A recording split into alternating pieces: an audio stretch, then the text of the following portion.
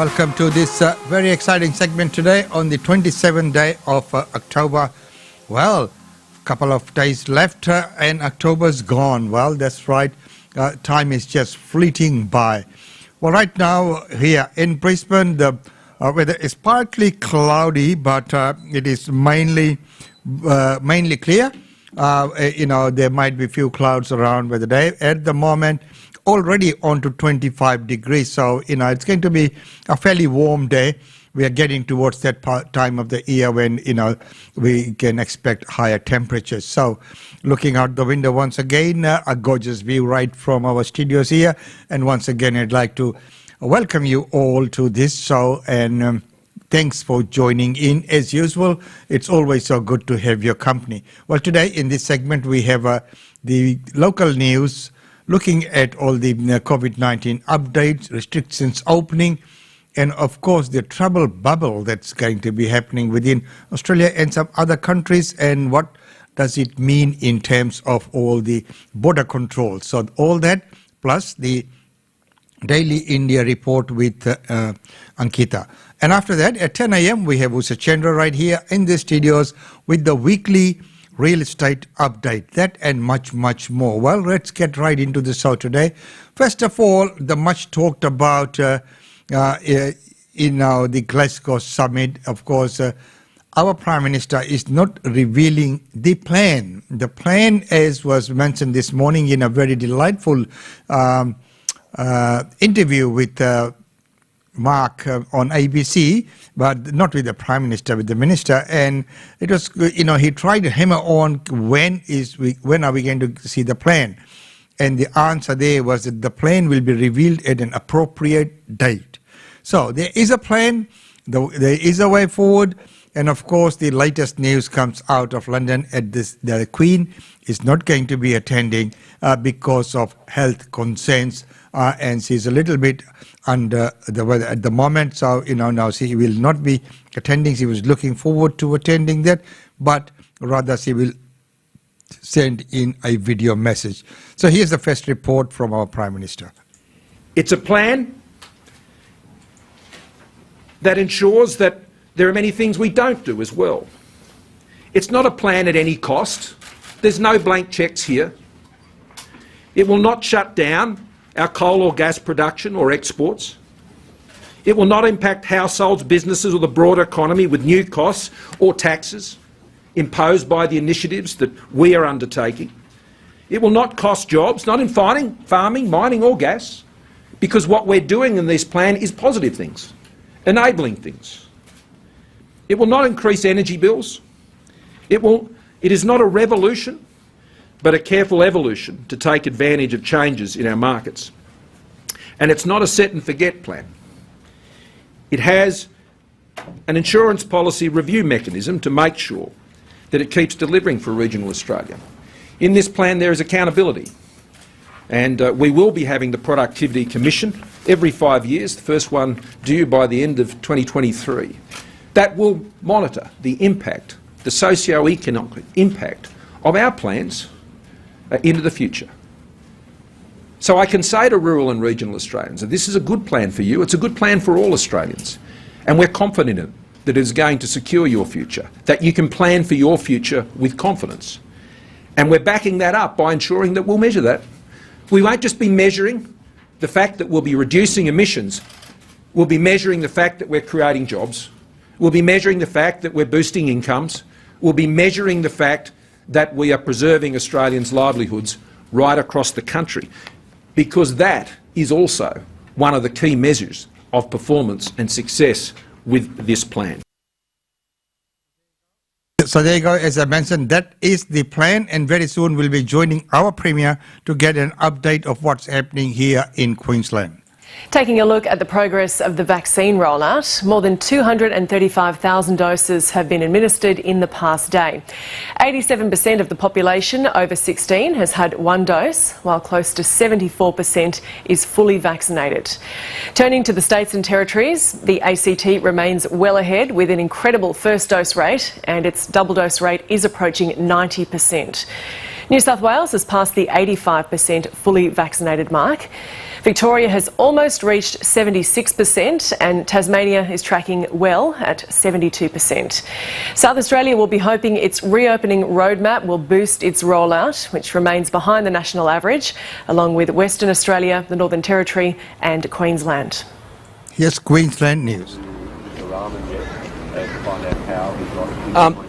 Yes, we have. No, we haven't. Sorry, Vane. Our investigation's at a point where the next thing we need to do is interview him. We are simply waiting for a health clearance so that we can do that. So once we're able to speak to him safely, we'll be doing so. What do we know about the 17-year-old on the Gold Coast who was from across the border? Has that been? Look, no. At the moment, our role in that is assisting Queensland Health with contact tracing. So I'm happy to leave that to Dr. Young, but our role there is making sure that everyone that's identified that has been in contact with this young person is identified. My understanding is that person's safe where they are and is being cooperative. Thank you. Yes, so he had a family member visit from northern New South Wales, from Tweed, and stay with them for 3 days last week, the 18th, 19th and 20th of October. And that person, when they went back to New South Wales, tested positive. So that's clearly where he's acquired it. That person who visited from New South Wales didn't go out and about in the community other than catch the 700 bus on a couple of days on the 19th and 20th of October. Part of that family cluster moving regular. I don't know if there's a cluster there. I know about this case in Tweed who visited into the Gold Coast. So it's up to New South Wales who else has tested positive down there. I don't have those details. But who is allowed to come from Tweed or that? So essential workers can travel from the border zone into Queensland, and the definition of that is anyone who can't work from home. Kids can come to go to school. People can come to access healthcare, to access a vaccination, and of course to do essential shopping that they're not able to reasonably do locally in their own community. Come across and spend 2 to 3 days staying with a relative. Surely they breach protocols or something. I don't know. So that's something that may or may not be looked into, but I'm, from a public health point of view, not concerned in that that person stayed there for a week ago, over a week ago, and we've had a lot of testing done in the Gold Coast since then, and we've not picked up any other cases, and they didn't leave the residence except to return back across the border a couple of times. On the health mandate, how many workers are still unvaccinated, and will they lose their jobs come Monday? Yep, so the Director General of Queensland Health is working through that at the moment. As we don't have active virus spreading in our community at the moment, he's working that through very methodically with each hospital and health service to ensure it follows through. Yesterday, Health told us police weren't looking into that 17-year-old case, or police told us they hadn't been asked to look into it. No. Given the facts, though, shouldn't you ask the police to look into it? Well, no, there's no concern with that 17-year-old. He lives here in... Close contact, though. Yep, so we're getting more information from New South Wales to determine whether anything needs to be done in terms of looking at that person. Relative who came into Queensland was infectious before he got tested. That's why the 17-year-old was done. What is he picking up? No, sorry, I wasn't clear. The 17-year-old has clearly got it from that person. That person only got tested when they went back to New South Wales, but they got tested soon after returning to New South Wales, and so they were in their infectious period while they were here in Queensland. What's the Australian world shutting out so many hundreds, if not thousands, of healthcare workers in hospitals put on the system? How many health workers? Well, if Queensland Health shuts out all these unvaccinated healthcare workers, will that put extra strain on the hospital? No, we'll work that through. It's a very small percentage. Vaccinations. Look, we make no apologies whatsoever for mandating vaccinations of our health workers and aged care. They are dealing with the most vulnerable people in our community. New South Wales has had people, even as recent as the last week, come into the hospital system and actually contract the virus while in a public hospital and then died from it. We have to do everything possible to reduce the risk of that. Also, which is why AHPPC made the recommendation they did, is that if we have unvaccinated health workers and the virus spreads through our hospitals, which it absolutely will, then we don't have a workforce. We don't have people who can man emergency departments and hospital beds and elective surgeries. We saw it with the Indooroopilly cluster when we had health workers having to go into isolation for 14 days because they were close contacts.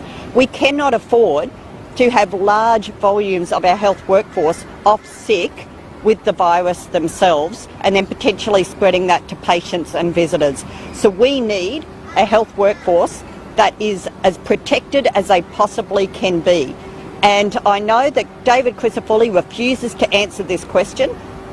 The answer as far as the number of staff that may end up not working in our health system because they're unvaccinated is still far less than the number of staff that we would end up not having in the workplace if they were all unvaccinated. That is why this decision has been made, and you only need to look around the world. Over 110,000 health workers have died. Many have been sick with the virus, and it has put a massive pressure on the health system. Are you disappointed there hasn't been a 100% take-up within? Oh, look, we always knew that there'd be some people. First of all, there are some people who are on long leave, so we're not worried about them because they're not due to come back from maternity leave or long service leave for a period of time. So we're not concerned about them because they know by the time they finish their leave they're required to be vaccinated when they come back. But there is a small proportion out there who at this stage has made the decision not to be vaccinated. That is their right to do that, but it is a very small portion of a workforce that is more than 100,000 people, and I have full confidence that our hospitals will manage. Now, there will be pressures on the system, but those pressures are far less than what it would be if we had a major outbreak, and I don't understand why the Leader of the Opposition, David Crisafulli, refuses to back this in, why he can't give a yes-no answer whether he supports the mandate or not for health workers. We do have a breakdown, and I can say our doctors are almost 100%. They were very early on. We have very high rates across the nurses. Remember, when we talk about this, we're talking about cleaners. We're talking about people who work in the kitchens. We're talking about our wards person and our security staff. We're talking about the receptionists and admin staff. We're talking about doctors and nurses, physiotherapists, all of these people who work in a hospital system. So I'm very thrilled that we've got well over 90% already vaccinated. I think, we're at this stage, I think it's around 2,000 who have indicated that they're not vaccinated at this point. These people will be given a show cause come the 1st of November if they haven't got at least one dose, and we will work through this process. It's supported by the unions because they know this is about keeping our health work safe. We have an obligation to protect our workforce and to protect the public, and that's what we're doing. We just had Minister that the local protein trial went extremely well. How quickly can you make a decision to bring those Queenslanders home who are still stuck in the state? Look, we have laid out our plan to reunite families. If people want that to happen quicker, it is in the hands of Queenslanders. If they come out and get vaccinated in large numbers now to get us to that 80% and 90% far quicker, then we can achieve that. I did hear an odd comment from the Prime Minister this morning saying we want to get that second dose 80% up. So if everyone came out now, we can hit that in a week. People can't come out earlier than what they're scheduled for a second dose. They must wait 3 or 4 weeks. It's shortly, so the board chair has indicated they're briefing the board, they're briefing the leadership team today, and also they will be briefing the staff. So it is their expectation. I've been advised the board chair will release the report and the implementation plan for any recommendations within a week. Now, just to clarify, the Prime Minister's... Sorry? We've got these cases that's come from Tweed. Obviously there's cases just across the border. Are we sort of past the stage of closing the border bubble? Have you kind of accepted that there were cases within the bubble now? No, we keep a very close eye on what's going on, and they've not had big outbreaks in any of those border zone LGAs. So we'll keep on looking. Well, when they've got sustained transmission, which is unlikely now because they're getting increasing vaccination rates in the border zone. What would it take for a lockdown at this point? I mean, we've seen multiple cases, infections in the community, albeit limited, but what's your new threshold for when these lockdowns? A lockdown here in Queensland is becoming less and less likely each day, and the more people who get vaccinated, the even less likely it will be. So that's the most important thing. Here it's less likely in Brisbane because our rates are quite a bit higher. I've still got some concerns across the rest of the state where we've only got vaccination rates of about 50%, where lockdowns are still possible. The government's saying we have 4 days to go for everyone to get vaccinated. Can you just explain the maths to me? Because it doesn't quite add up with, I thought that we might still have another week to go before we've reached that sort of full threshold. Right. So it takes, from when you have that very first dose, it takes either 3 or 4 weeks, depending whether you choose to have Pfizer or Moderna, and then it takes another 2 weeks after that. So to have everyone fully vaccinated by mid-December, they've really got to go and get that first dose this week.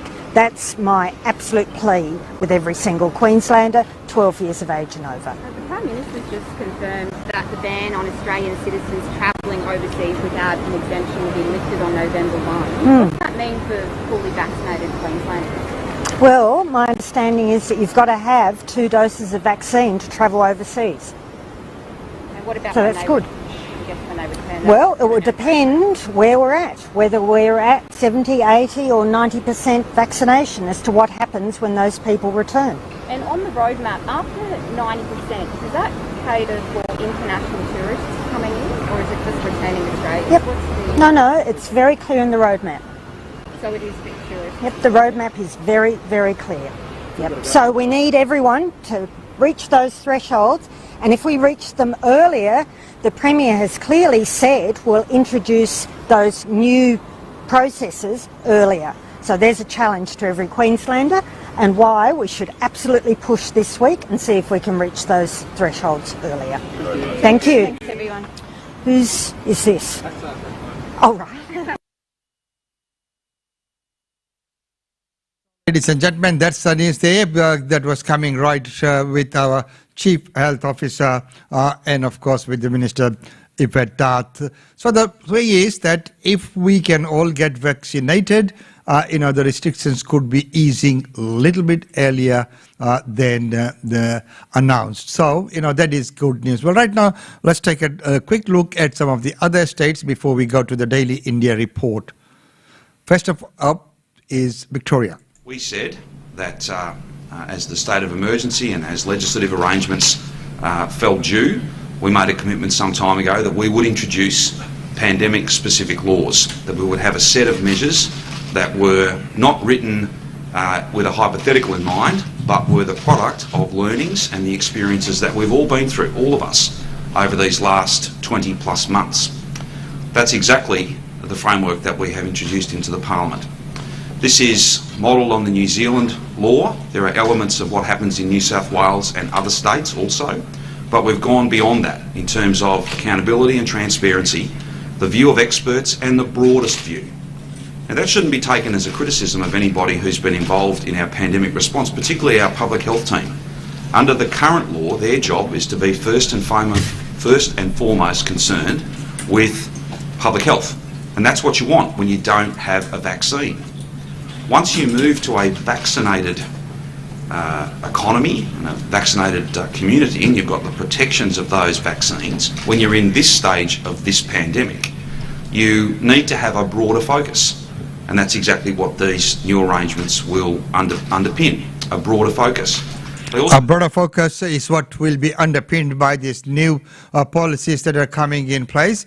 So we'll wait and see, and time will tell how good they are. And isn't it wonderful that, we're looking onto New Zealand to formulate our policies and follow what they're doing. Well, if there's a good thing somewhere, why do you have to reinvent the wheel? You can always adopt that. Well, right now, let's go to South Australia before we go into the Daily India report. From November the 23rd, we will be removing our border restrictions for those people who are double vaccinated to come into South Australia.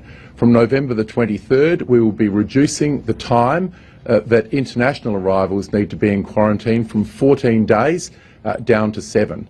On the 23rd of November, we will also be increasing the cap for home gatherings from 20 to 30, but other arrangements will need to stay in place for the foreseeable future. We then move to our next milestone when we get 90% of South Australians 12 and over double vaccinated. We will be able to remove the quarantine arrangement for those people coming in from overseas that are double vaccinated, and we will remove the vast majority of the other restrictions in South Australia. Now, we still need to keep, of course, some controls in place. We're still getting some final information in terms of modelling, but we intend to remove most of those restrictions once we get to 90% double vaccinated, 12 and over, which I'm hopeful that we will achieve before Christmas this year. But, as I said, some restrictions will need to remain in place, and we certainly will need to have them in place for some COVID management events. So the race is on in South Australia. We need as many people to get vaccinated as quickly as possible so that we can enjoy as normal a Christmas as possible during this pandemic. But as we know, we cannot keep the Delta variant out forever. We do need to make sure that we can be COVID ready, and that's why in recent weeks we've announced $123 million worth of initiatives to make sure we are COVID ready for when those border restrictions ease. The new terminology there is now being COVID ready, and the Delta variant is going to come. We'll all just need to live with it. So borders are opening, restrictions are being eased, and we are now being conditioned into living with COVID and managing it the best we can, but not until we have a certain number of people in the community who are double vaccinated. So that's a key message which is coming out of all their states. So each and every state, and that would probably be a global message as well, that, hey, we have been in lockdown for long enough. Right now it's time to move on, get as many people as we can vaccinated, and then deal with it. Well, with that, right now it's time to go to our daily India report. And don't forget that at 10 a.m. we have Usha Chandra coming in here with the weekly real estate update, and she will come in with this week's report. But right now, let's go to India. Welcome to the Daily India Report that brings you glimpses of the changing India and the growing engagement of the Indian diaspora with India. In our first story, Indian Prime Minister Narendra Modi will attend the 18th ASEAN-India Summit virtually. Indian Prime Minister Narendra Modi will attend the 18th ASEAN-India Summit to be held virtually on 28th of this month at the invitation of the Sultan of Brunei. The summit will be attended by heads of state and heads of government of the ASEAN countries. The summit will review the status of the ASEAN-India strategic partnership and take stock of progress made in key areas including COVID-19 and health, trade and commerce, connectivity, education and culture.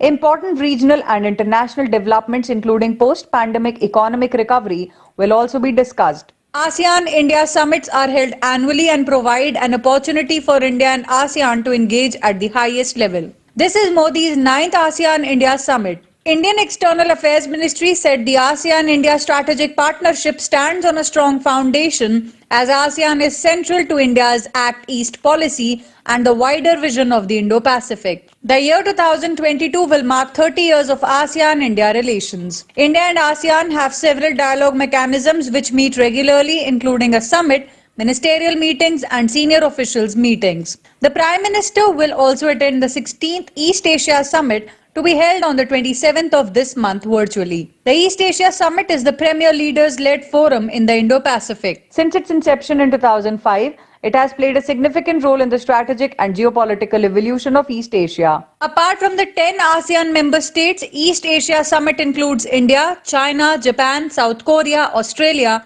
New Zealand, the United States and Russia. India is concerned as China has passed a new land law that allows China to bring and settle scores of its people along the border with India. It is seen to work as China's first line of defense. China seems to be hardening its stand on border issues amid the failure of multiple rounds of military and diplomatic negotiations with India to resolve the 18-month-long military standoff in eastern Ladakh. The Chinese government has passed a new law on 23rd October stipulating that the sovereignty and territorial integrity of the country are sacred and inviolable. Under the garb of the new land border law, China vows legally to reclaim territories which it says belongs to it. China shares a 22,000-kilometer land border with 14 nations. The new law allows China to take measures to safeguard its territorial integrity and land boundaries and guard against and combat any acts that undermine territorial sovereignty and land boundaries. The development comes a few days after China signed a memorandum of understanding with Bhutan. The MOU speaks of a three-step roadmap for a settlement of China-Bhutan boundary dispute. China has serious differences over the border with India in different regions, especially Ladakh and Arunachal Pradesh. 22 rounds of special representatives level talks since 2003 to resolve the border dispute have not yielded any positive outcome. Experts believe that China's new law strengthens the People's Liberation Army's policy to use the new law and create settlements along the border to work as the first line of defense. Recently, Lieutenant General Manoj Pandey, Eastern Commander of the Indian Army, stated that villages on the other side of the border were part of China's strategy model and therefore a matter of concern. It is estimated that since 2017, the Chinese Communist Party has been building 628 border defense villages in Tibet along its frontier with India and Bhutan. China has worked on better infrastructure in the area with a dual-use strategy, which means it can be used for both civilians and military purposes. Indian Home Minister Amit Shah extends his 3-day visit to Jammu and Kashmir to visit Pulwama to pay homage to martyrs of the 2019 terrorist attacks. The Indian government is laying emphasis on growth in the territory of Jammu and Kashmir and putting in place all measures to bring normalcy to the region. Indian Home Minister Amit Shah extended his 3-day visit and on 26 October paid tribute to 40 CRPF Jawans who were killed in the 2019 Pulwama terror attack. Jammu and Kashmir Lieutenant Governor Manoj Sinha was with Shah. In a mark of solidarity with the armed forces, Shah stayed in the CRPF camp at Letpora in Pulwama on the night of 25th October. Shah said that he wanted to spend the night with Jawans and apprise himself of their problems. He expressed his gratitude to the CRPF and other security forces for ensuring there was no bloodshed after Article 370 was revoked in August 2019. Shah said it was because of the alertness of 28,000 Jawans and J&K policemen that no blood was shed and a new era of development started in Kashmir. The Home Minister categorically stated that the Modi government has a zero-tolerance policy towards terrorism as it is against humanity. The US has announced new international travel rules for fully vaccinated travelers, relaxing entry for children and adults with health issues. The US government of President Joe Biden has on 25th October announced new COVID-19 international air travel rules. Starting on November 8th, foreign national air travelers to the United States will be required to be fully vaccinated and to provide proof of vaccination status prior to boarding an airplane to fly to the United States, with only limited exceptions, according to the US Department of State. The US Centers for Disease Control and Prevention has determined that for the purposes of entry into the United States, vaccines accepted will include those US Food and Drug Administration approved or authorized, as well as vaccines with an emergency use listing from the World Health Organization that includes Pfizer, Moderna, Johnson & Johnson, AstraZeneca, Sinopharm and Sinovac vaccines. As per the guidelines, mixing and matching of approved shots will be permitted. Fully vaccinated air travels will continue to be required to show documentation of a pre-departure negative viral test from a sample taken within 3 days of travel to the United States before boarding. That includes all travelers, US citizens, lawful permanent residents and foreign nationals. US citizens and foreign nationals who are fully vaccinated should travel with proof of their vaccination status to provide to their airline prior to departure to the United States. That proof of vaccination should be a paper or digital record issued by an official source and should include the traveler's name and date of birth, as well as the vaccine product and date of administration for all doses the traveler received, added the advisory. However, children under 18 are exempted from the vaccination requirement for foreign national travelers, given both the ineligibility of some younger children for vaccination as well as the global variability in access to vaccination for older children who are eligible to be vaccinated, said the advisory. Indian Defence Minister Rajnath Singh says indigenous defence manufacturing is up by 334% in the last 5 years. India is ready to export defence equipment. Indian Defence Minister Rajnath Singh has said that India's defence exports have grown by 334% in the last 5 years and now the country is exporting to more than 75 countries. Addressing the Ambassadors Roundtable Conference on Def Expo 22 in New Delhi, Singh said India's export performance is a strong indicator of the quality and competitiveness of the defence products. He said India is ready to meet the defence requirements of other nations. Singh added the government is committed to supporting the growth of defence modernization and capabilities. The minister said India has increased the defence capital outlay in the annual budget of 2021-22 by 18.75% from the preceding year. This is the highest ever increment in the last 15 years. Mr. Singh said the government has taken several initiatives to modernize armed forces and produce high quality and cost-effective weapon systems and platforms. Indian government continues reforms and is planning to privatize 13 airports. Continuing reforms, the government of Prime Minister Narendra Modi will complete the privatization process for 13 airports run by the state-owned Airports Authority of India by the end of the 2021-22 fiscal year. AAI has sent a list of 13 airports to the Aviation Ministry that are to be bid out on public-private partnerships. The plan is to complete the bidding of these airports by the end of the current fiscal. The model for bidding is the per-passenger revenue model already used for the Jewar Airport.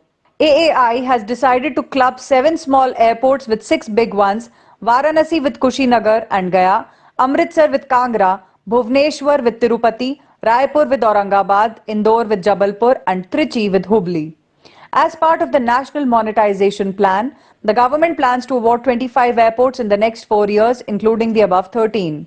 This follows the 6 awarded to the Adani Group in 2019 at the beginning of the second phase of privatization after the airports of Delhi, Mumbai, Bengaluru and Hyderabad were handed over to private operators in 2005 to 2006. The government's plan is to liberalize the sector with the privatization of profit-making airports.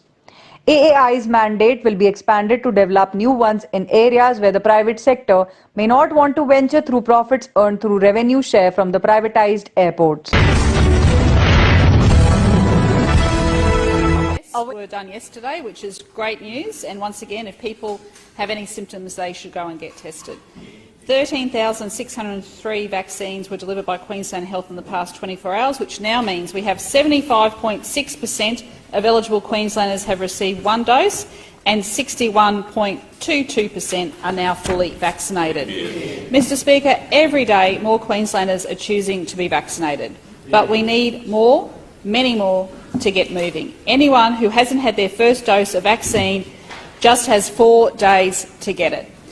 If you don't, you will run out of time to get your second dose and for it to reach full strength before Christmas. Mr Speaker, the Christmas deadline is no accident. It's a time when families should be together.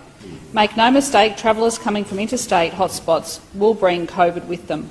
Queensland has this chance to be vaccinated before the virus arrives, but our window of opportunity is closing fast. Mr Speaker, last Friday in Victoria, 16 people died from COVID.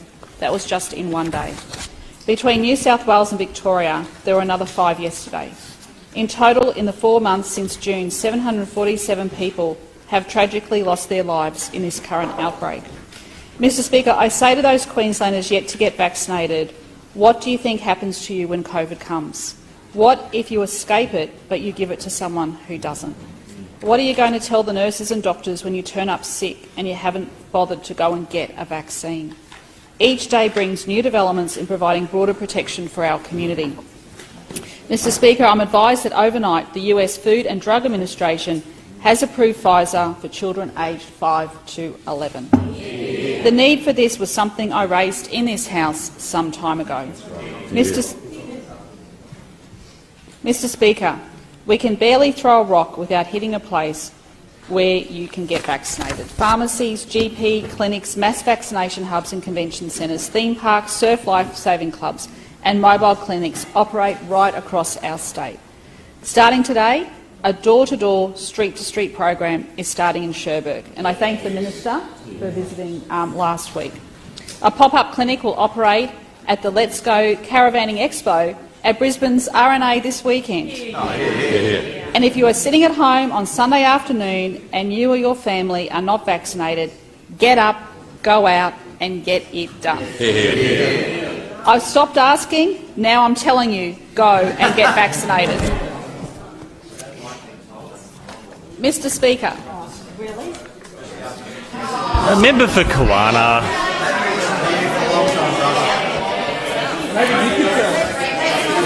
Order!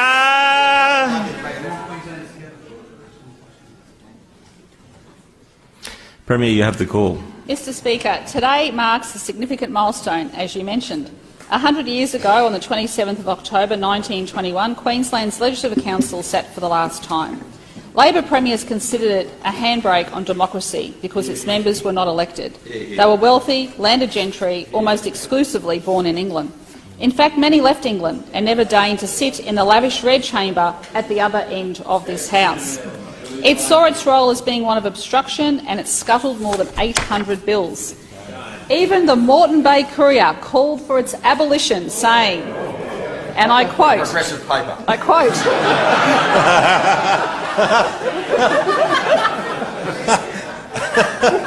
and I quote, that's what they said, it is a contemptible instrument of bad government. It took the Ryan and Theodore governments to install a sufficient number of members into the Legislative Council to simply get rid of it. These members, known as the Suicide Squad, were there only to achieve its abolition.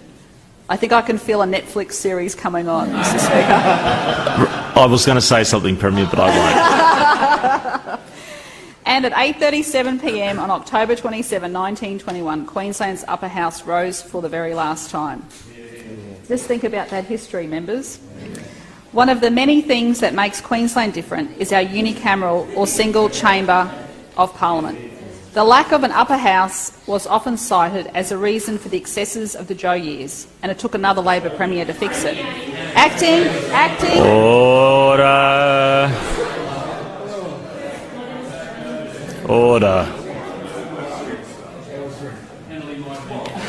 Members to my left. Premier, you have the call. Acting on Tony Fitzgerald advice, Wayne Goss introduced the committee system that has served us so well.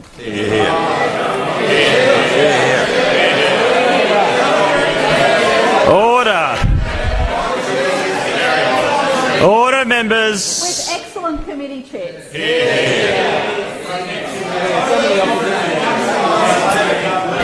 Order, members. Calm down, Members, I give order. I give talks to students all the time, and they never get this excited about committees. Premier, you have the call. Thank you. Mr Speaker, we only have to look at the passage of the voluntary assisted dying legislation to see how well our committees can operate.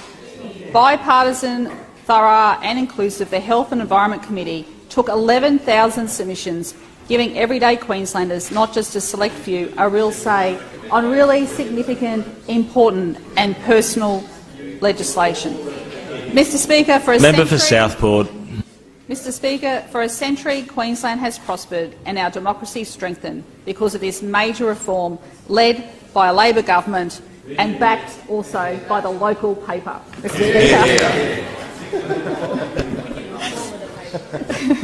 Mr Speaker, later today I will introduce a bill paving the way for the formation of an organising committee for the 2032 Olympic and Paralympic Games. This is another historic step towards bringing the world's biggest event to Queensland. One of the reasons our state will host these Games is because of the cooperation shown by all levels of government. Preparing this legislation has been no different. All our partners have been consulted and their views considered. Mr Speaker, all of us want the same thing. Again, Sorry, Premier, can I interrupt you? Someone else has a microphone and I might just reset those mics. You'll need to. Thank you. Mr Speaker, all of us want the same thing, a Games that Queensland and Australia can be proud of. The Organising Committee for the Olympic Games, or OCOG, will be responsive for the delivery of the Games themselves, including the sports program, accommodation for athletes and officials, and cultural and sporting events such as the torch relay and the opening ceremony. I'm pleased to advise that the International Olympic Committee has endorsed these arrangements. Mr Speaker, I received a letter from the IOC President Thomas Bach welcoming changes to my cabinet in preparation for the Games. He said, and I quote, "I'm convinced that with your team you'll prepare for a fantastic and memorable Olympic Games." And Mr Speaker, we will. Since the beginning of this process, I've said that I want every Queenslander to share the pride of hosting the Olympic and Paralympic Games. These Games belong to all of us. Mr Speaker, the 11 years between now and 2032 will go quickly. We are wasting no time. Last week, announcing the manufacture of trains needed in time for the Olympics in Maryborough. The formation of OCOG is another step towards delivering the Games. Mr Speaker, Queensland's golden age is underway. Mr Speaker, the 19th of October was the birthday of Jessie Vasey, who in 1947 started the first branch of what is now the Australian War Widows Queensland. Mrs Vasey worked to ensure that war widows were recognised by governments in Australia and were given the financial support and services that they needed. Mr Speaker, from next year, her birthday will be marked every year in Queensland as War Widows Day. I'm proud to say that we are the first state to set an annual day to acknowledge the widows and widowers of Defence Force personnel. Australian War Widows is a great organisation led in Queensland by President Jenny Gregory. It exists to empower, support, inspire and celebrate war widows, carers and families affected by defence services. Next year will be the 75th anniversary of the... So we'll leave that sitting there, and of course one of the big news that's come out of there was the international students are due to arrive from 2020, so that's good news. That will get the economy even better. And what the Premier was mentioning there was about the Olympics and everything, so the outlook's good. Well, right now that's about all we have time for you in this segment, and we will catch you up once again at 10 a.m.